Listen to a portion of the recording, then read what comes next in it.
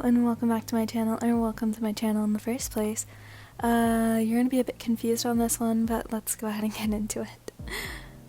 It was a tradition for you and your friend group to get together once a month in one of your rooms and have a movie night. You all worked so hard every day to become great heroes, and you all agreed every once in a while you should do something together.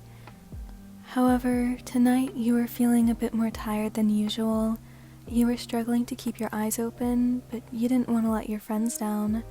It was your turn to host the movie night after all, but you had been training all day, and now all you wanted to do was crawl into your warm bed and fall into a deep slumber. You were a little out of it, and your friends had noticed.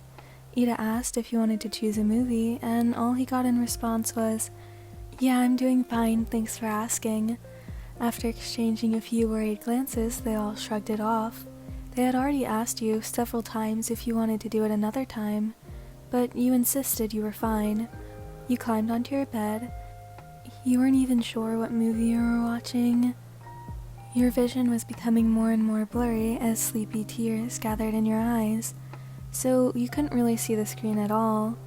You all sat in the dark, the screen light being the only thing to illuminate your room. You figured the movie must have been an action movie because there were a lot of loud bangs and yelling coming from the TV. You could also hear Midoriya muttering about it in front of you. He was just trying to come up with a plan for the characters. If he had been in the movie, it would have been over in 10 minutes. It seemed he had already figured out how to defeat the villains without causing casualties.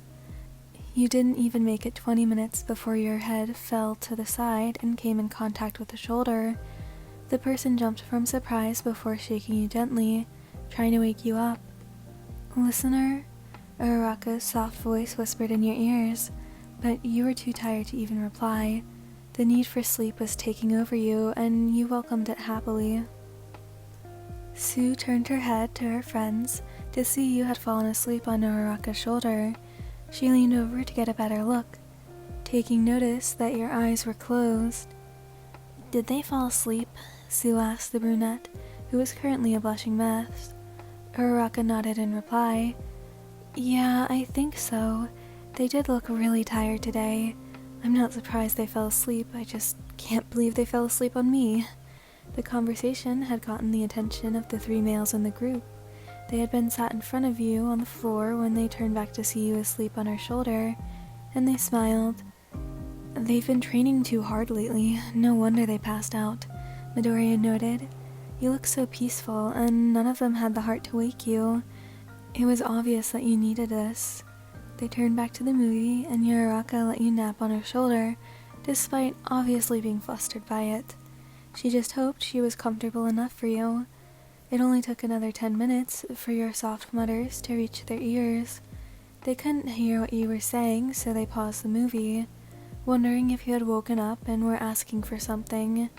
They leaned in closer, trying their best to understand your incoherent mutters. It didn't take long for them to realize you were still asleep. "Do you think they're dreaming?" Sue asked. "That's a possibility. They are asleep talking after all," Ida replied. You squirmed slightly on Uraraka's shoulder before pulling a face and muttering, "Damn Bakugo. I'll kick your ass." They all snickered at your comment. "Maybe they're dreaming about fighting Bakugo. They are always challenging each other," Todoroki commented. The others nodded as she continued to spout more nonsense. It was way more entertaining than the film was. They all had to try their best to keep from laughing too loudly and waking you up.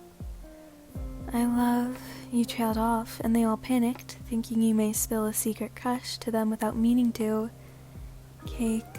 They sighed in relief when you finished your thought. "How cute," Sue smiled in amusement.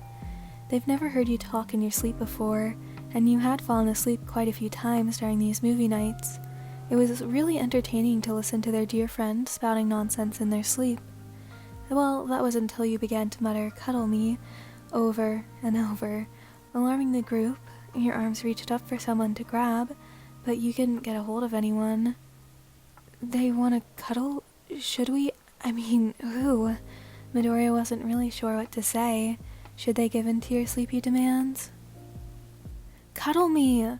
You yelled, and they all jumped in surprise at your suddenly raised voice. They almost didn't believe you were still asleep. I don't think they're going to give up until they get cuddles. Ida coughed awkwardly, and they all agreed with him. You were getting a little aggressive about it, and you weren't giving up, despite already being cuddled into Uraraka's shoulder. Well, Uraraka is the one they're already leaning on. She should cuddle with them, Todoroki pointed out, and Uraraka turned bright red. That doesn't mean it should be me. Maybe we should just put them to bed, they argued. The rest of them agreed, and tried to help you into bed, but as soon as they laid you down, you kept whining for cuddles, squirming and making grabby hands towards them. Anytime they got too far from you, you'd yell at them, successfully scaring them until they all eventually gave in. You were apparently a lot scarier than they thought you were. When you woke up in the morning, you were more than confused when you saw that you were squished in between Ida and Midoriya as your head laid on Todoroki's lap. Uraraka had her head resting on your legs, and Sue was curled up right by your waist, her arms tightly around you. You had no idea how you all ended up like this, but it was kind of cute how they were all clinging on to you. It warmed your heart and reminded you how lucky you were to have them as your friends. Though you ended up being stuck there for hours until they all woke up, and you were more than confused as to why they all seemed terrified of you.